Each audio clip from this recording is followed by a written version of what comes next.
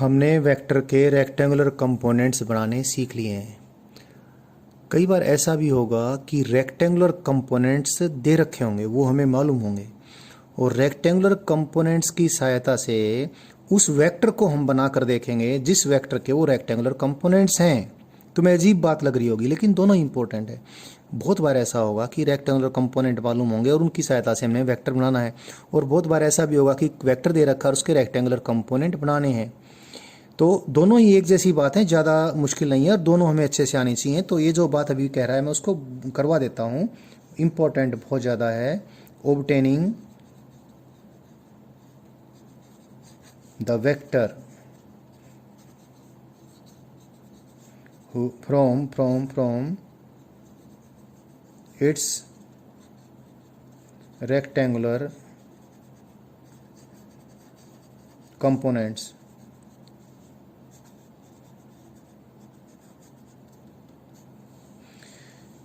कोई वेक्टर के पहले तो सिर्फ दो कंपोनेंट से बात करें, फिर तीन पे चले जाएंगे। दो कंपोनेंट, एक वाई डायरेक्शन में और एक एक्स डायरेक्शन में, दो रेक्टेंगुलर कंपोनेंट किसी वेक्टर के हैं, और सपोज एक्स डायरेक्शन में कंपोनेंट मालूम है ये कितनी मैग्नीट्यूड का है वी एक्स, और वाई डायरेक्शन में कंपोनेंट मालूम है कितनी मैग्नीट्यूड का वी वाई, और वेक्टर डिटरमाइन करना है। कोई बात नहीं।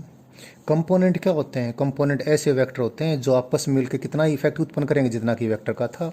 तो इसका मतलब इन दोनों का हमने सिर्फ रिजल्टेंट ही तो खोजना है। बहुत आसान सी बात है। रिजल्टेंट खोजने के लिए पैरेललोग्राम लगा देंगे। इनकी सहायता से हम क्या कंप्लीट कर देंगे? पैरेललोग्राम कंप्लीट कर देंगे। इस केस में पैरेललोग्राम क्या बनेगा? रेक्टेंगल बनेगा। तो ये बात, ये जो इसका डायगोनल है ये इन दोनों का रिजल्टेंट होगा, और ये किसके बच्चे हैं? वेक्टर वी के। तो ये जो क्या होगा? वेक्टर वी होगा। तो इन कंपोनेंट्स की सहायता से हमने ये वी वेक्टर डिटरमाइन कर लेना है। और ग्राफिकली तो हो ही गया, थोड़ा सा मैथमेटिकल बात और कर लेते हैं, अभी हो जाएगा। देखें, पाइथागोरस तुम लगा दें, ये वी वाई है और ये वी वाई है। लिखाना पाइथागोरस थ्योरम, बेस का स्क्वायर प्लस परपेंडिकुलर का square is equal to hypotenuse का स्क्वायर। तो V square is equal to V X square plus V Y square, और वी की वैल्यू इन स्क्वायर का सम का स्क्वायर रूट आ जाएगी। तो हमें दो रेक्टेंगुलर कंपोनेंट जब मालूम है तो वेक्टर की मैग्नीट्यूड कैसे निकालेंगे? दोनों रेक्टेंगुलर कंपोनेंट्स की मैग्नीट्यूड का स्क्वायर करेंगे, ऐड करेंगे और स्क्वायर रूट ले लेंगे, आ जाएगा। लेकिन वेक्टर निकालना है ना, तो मैग्नीट्यूड ही नहीं, इसकी डायरेक्शन भी निकालनी है। यानी हमें ये निकाल आना चाहिए कि इसने एक्स डायरेक्शन के साथ कितना एंगल बनाया है। बस एक्स डायरेक्शन के साथ एंगल निकाल लें तो वाई के साथ कितना हो तो निकल ही जाएगा। फिर भी अलग से निकालना चाहें अलग से निकाल लें, क्योंकि ये तो पहले ही बता चुका मैं, ये दे रखा है गिवन, ये भी गिवन, और ये अभी हमने निकाल ही लिया मैग्नीट्यूड में। लेकिन अभी मैंने थोड़ी देर पहले बताया था, एक दो वीडियो पहले, कि वी एक्स कितना था भाई? वी एक्स था वी कोस अल्फा। इसलिए वेक्टर वी ने जो एंगल एक्स डायरेक्शन के साथ बनाया वो कितना बनाया? V X divide by V. V X तो हमें बता रखा है, एक्स डायरेक्शन में कंपोनेंट कितना ऑलरेडी नोन टू अस, और वी हमने निकाल ही लिया। तो कोस अल्फा कितना आ जाएगा? V X divide by square root of V X square plus V Y square. Similarly cos beta कितना आ जाएगा? कोस बीटा क्या होता है? वी कोस बीटा क्या होता है? वी वाई होता है। This implies cos beta is equal to V Y divide by V, और वी कितना है? V X square plus V Y square. तो हमें रेक्टेंगुलर कंपोनेंट दे रखे हैं, तो उससे वेक्टर कैसे निकालें बता दिया है। दो रेक्टेंगुलर कंपोनेंट से बता दिया, अब तीन का ही बता देंगे। तीन का बताने के लिए ड्राइंग मुझे थोड़ी बड़ी बनानी पड़ती है, ड्राइंग में पिछली वाली ही यूज़ कर लूँगा। चलो, तीन रेक्टेंगुलर कंपोनेंट्स हमें दे रखे हैं, तीन rectangular component, X direction, Y direction और जेड डायरेक्शन में रेक्टेंगुलर कंपोनेंट हमें मालूम है। इधर तो एक्स डायरेक्शन में कंपोनेंट, इधर वाई डायरेक्शन में, इधर जेड डायरेक्शन में कंपोनेंट। तो एक्स वाई जेड डायरेक्शन के कंपोनेंट्स की सहायता से मैं एक क्यूबॉइड कंप्लीट कर लेता हूँ।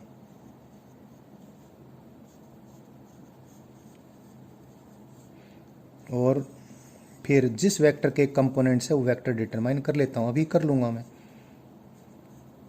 अभी आपको सिखा दूंगा, पहले ये ड्राइंग बना लेता हूँ।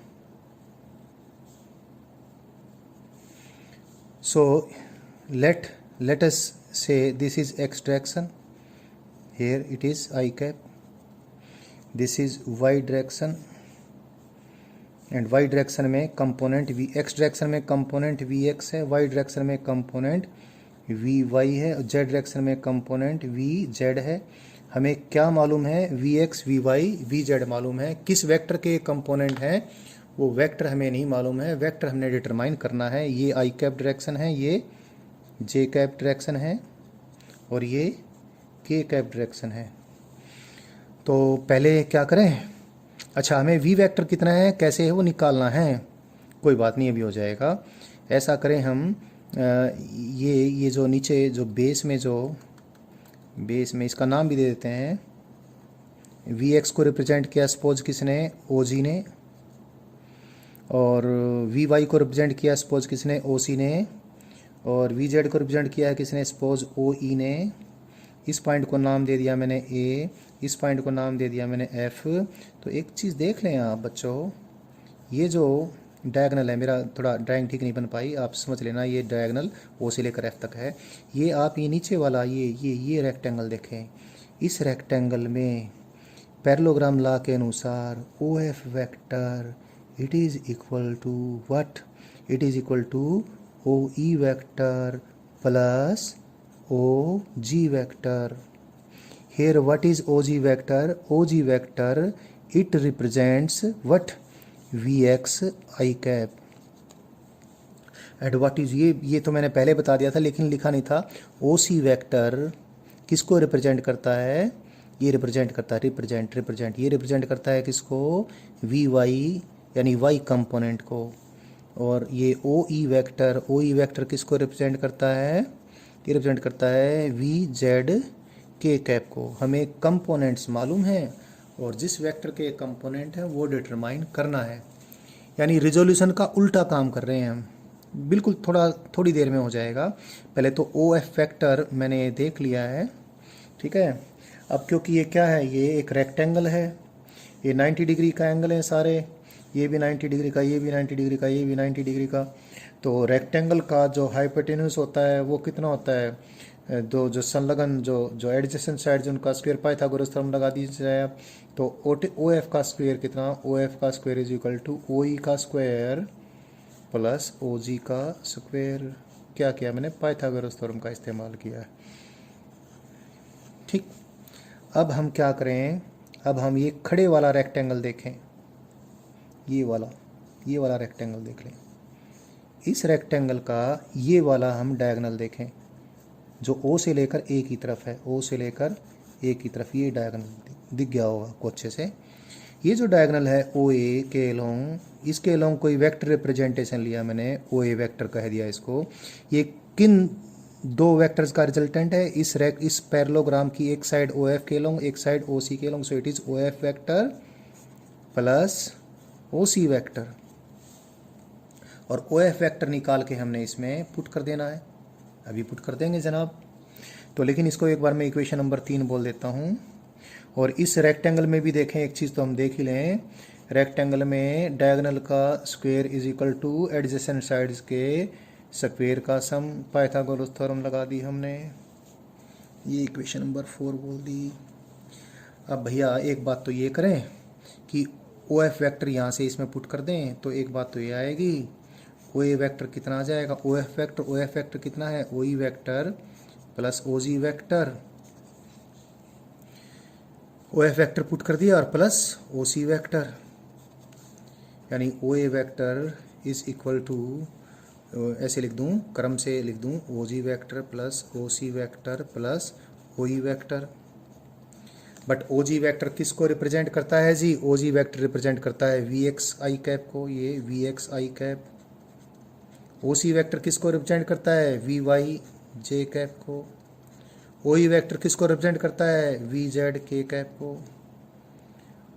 तो ये तीनों वेक्टर मिलके किसको रिप्रेजेंट करेंगे? V X I cap plus V Y J cap plus V Z K cap. क्या होगा? वो वेक्टर होगा जिसके ये क्या हैं?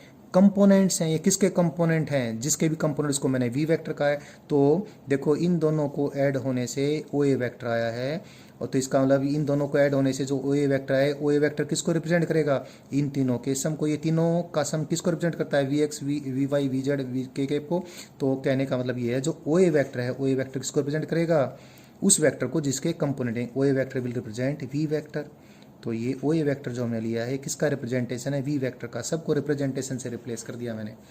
तो एक बात क्लियर हो गई कि तीनों अगर हमारे पास कंपोनेंट मालूम है तो हमने वेक्टर भी ऑब्टेन कर लिया है। लेकिन अभी बात थोड़ी सी और भी है, इसकी मैग्नीट्यूड भी तो निकालनी है, निकली पड़ी है, बस थोड़ा सा करना है। O A square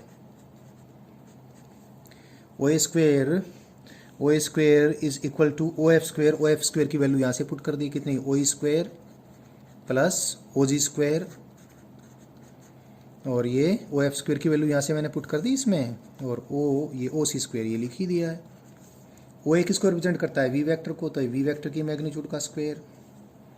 O E किसको रिप्रेजेंट करता है, ओ जी किसको रिप्रेजेंट करता है, देखो ओ जी रिप्रेजेंट करता है वी एक्स को, वी एक्स का स्क्वेयर, और ओ सी किसको, वी वाई को, वी वाई का स्क्वेयर, ओ ई किसको, वी जेड को, वी जेड का स्क्वेयर।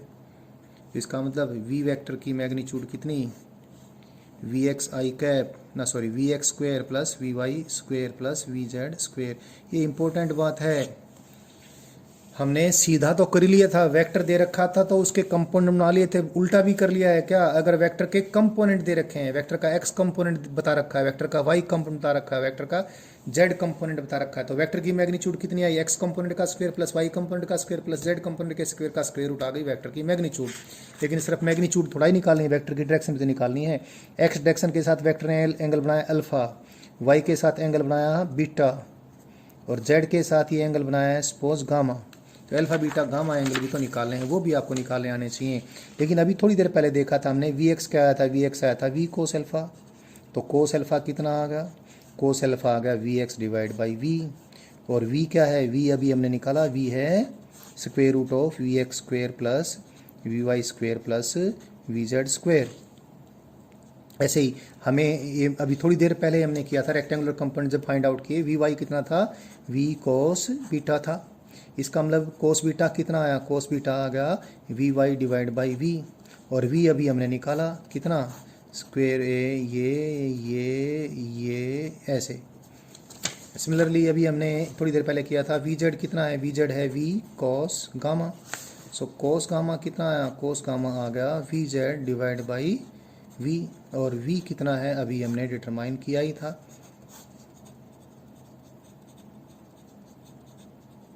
ठीक है, अब एक चीज़ आप देखें, एक इम्पोर्टेंट बात है, वो अभी हो ही जाएगी आपकी। Cos alpha, cos beta, cos gamma, ये उन एंगल्स के कोसाइंस हैं जो वेक्टर गिवन वेक्टर वी की डायरेक्शन बताते हैं। Cos alpha, cos beta, cos gamma को क्या बोलते हैं, डीसीज ऑफ द वेक्टर्स बोलते हैं, डीसीज यानी डायरेक्शन कोसाइंस, डायरेक्शन कोसाइंस। मैं इन तीनों का स्क्वायर करके ऐड कर दूं तो क्या आ जाएगा मेरे पास, cos square alpha plus cos square beta plus cos square gamma.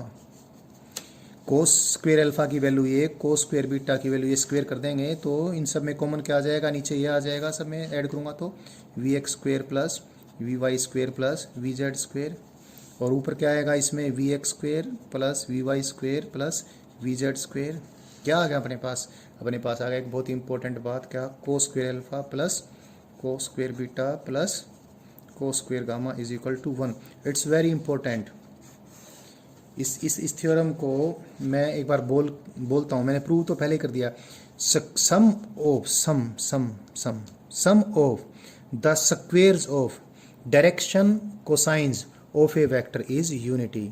किसी वेक्टर के डायरेक्शन कोसाइंस के स्क्वेयर का सम 1 के बराबर होता है, प्रूव मैंने कर दिया है।